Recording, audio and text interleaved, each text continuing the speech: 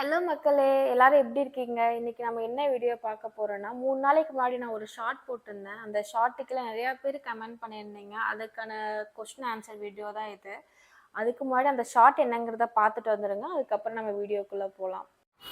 Hello மக்களே! இவன் வந்துட்டு எங்க தெருவுல கடைக்கு முன்னாடி தான் படுத்திருப்பான் எப்பயுமே.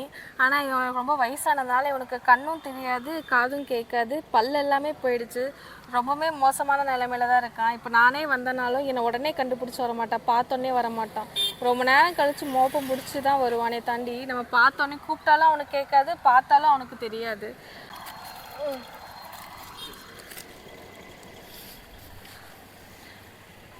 பார்த்தீங்களா? அவனுக்கு ஒன்றுமே தெரில பாவம். அவன் எப்படி சர்வைவ் பண்ண போகிறானே தெரியல இவ்வளோ ஓல்டு ஆகி. அவனுக்கு சிக்கன் ரொம்ப பிடிக்கும், ஆனால் அவனால் கடிக்கவே முடியாது. அதனால் நான் அவனுக்கு எப்போ இங்கே வந்தாலும் அவனுக்கு ஏதாவது ஒன்று கொடுக்காம போகவே மாட்டேன்.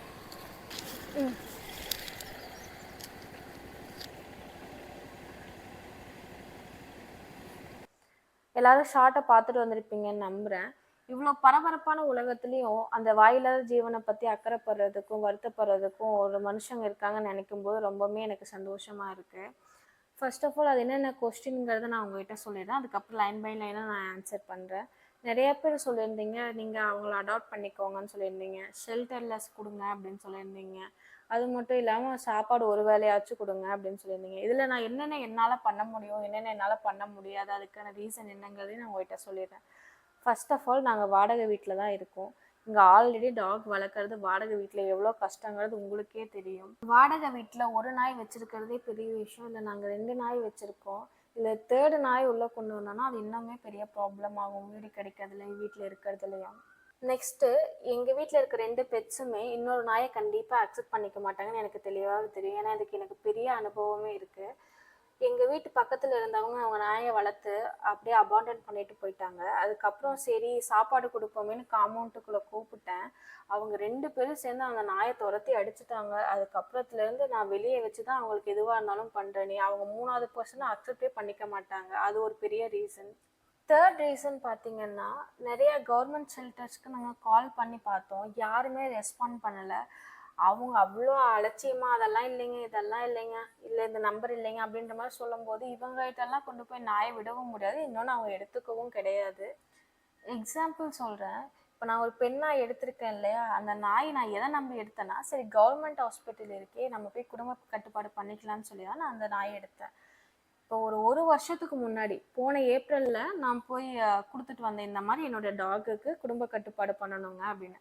அவங்க நீங்கள் நம்பர் கொடுத்துட்டு போங்க, நாங்கள் கூப்பிட்றோம் அப்படின்னு சொன்னாங்க. இது வரைக்கும் கூப்பிடல. இப்போ போன ஒரு மாதத்துக்கு முன்னாடி நான் போய் மறுபடியும் கேட்டுட்டு வரேன், என்னங்க ஒரு வருஷத்துக்கு முன்னாடி நான் நம்பர் கொடுத்துட்டெல்லாம் வந்தேன், யாருமே எனக்கு கூப்பிடவே இல்லையே அப்படின்னு. அவங்க அலட்சியமாக சொல்கிறாங்க, நான் இருக்கிறது ஒரு டாக்டர் தான், நான் இத்தனை வேலையெல்லாம் பண்ண முடியாது, அதெல்லாம் பண்ண முடியாது, நீங்கள் யார்கிட்ட வேணால் போய் சொல்லுங்கள் அப்படின்ற மாதிரி சொல்கிறாங்க. இத்தனைக்கும் அதுக்கான மருத்துவ செலவு எல்லாமே நம்ம தான் கொடுக்கணும். ஊசி வாங்குறதா இருக்கட்டும், மருந்து வாங்குறதா இருக்கட்டும், எல்லாமே கிட்டத்தட்ட 2000 கிட்ட சொன்னாங்க. 2000 கிட்ட பொருள் வந்து அந்த 2000 நீ வாங்கி கொடுத்துருங்க அப்படின்னு சொல்லி சொன்னாங்க. அதெல்லாமே வாங்கி கொடுத்து அது அவங்களுக்கு பண்ணறதுக்கு முடியலையா. இதுல இவங்க பெட்ஸுக்கு என்ன பண்றாங்கன்னே எனக்கு புரிய மாட்டேங்குது. அடுத்ததா பாத்தீங்கன்னா பிரைவேட் ஷெல்டர்ல கேட்டோம். பிரைவேட் ஷெல்டர்ல மந்த்லி ஒரு குறிப்பிட்ட அமௌண்ட் கட்ட சொல்றாங்க. அதை கட்டுற அளவுக்கு பொருளாதார ரீதியா நாங்க ஸ்டேபிளா இருக்கோமான்னு கேட்டா கண்டிப்பா அந்த அளவுக்கு கிடையாது. அதனால அது பாசிபிள் இல்லைங்க. எண்ட் ஆஃப் த டே அவன் இருக்கிற சுச்சுவேஷன் பார்த்தீங்கன்னா, எங்கள் தெருவில் மளிகை கடை இருக்குது, அங்கே தான் எப்பயுமே அவன் இருப்பான். அவனுக்கு அவங்களால என்ன முடியுமோ அதை அவங்க அதை கொடுத்துட்டு தான் இருக்காங்க. அதை தாண்டி நான் போகிறப்ப எல்லாம் என்னென்ன கொடுக்க முடியுமோ அதுவும் நான் கொடுத்துட்டு தான் இருக்கேன். பட் அவன் சேஃபாக தான் இருக்காங்களான்னு நீங்கள் கேட்டிங்கன்னா கொஸ்டின் மார்க் தான். என்னால் என்ன முடியுமோ அதை நான் பண்ணிட்டு தான் இருக்கேன். ஒருவேளை உங்களை நீங்கள் இத்தனை பேர் பார்க்குறீங்க இல்லையா, இத்தனை பேரில் யாராவது ஒருத்தவங்க என்னால் இவனை பார்த்துக்க முடியும், அவனோட லாஸ்ட்டு காலத்தில் ஹெல்ப் பண்ண முடியும்னு நினச்சிங்கன்னா கீழே கமெண்ட் பாக்ஸில் நான் பார்த்துக்கிறேன்னு சொல்லி கமெண்ட் பண்ணுங்கள். அதுக்கப்புறம் உங்கள் டீட்டெயில்ஸ் வச்சு நாங்களே கான்டாக்ட் பண்ணுறோம். இவ்வளோ நேரம் என்னோடய வீடியோவை பொறுமையை பார்த்ததுக்கு உங்கள் எல்லாத்துக்குமே பெரிய நன்றி. நிறையா பேர் என்னோடய வீடியோவை பார்க்குறீங்க. ப்ளீஸ் லைக் பண்ணுங்கள், ஷேர் பண்ணுங்கள், சப்ஸ்கிரைப் பண்ணுங்கள். அடுத்த வீடியோவில் பார்க்கலாம். பாய்.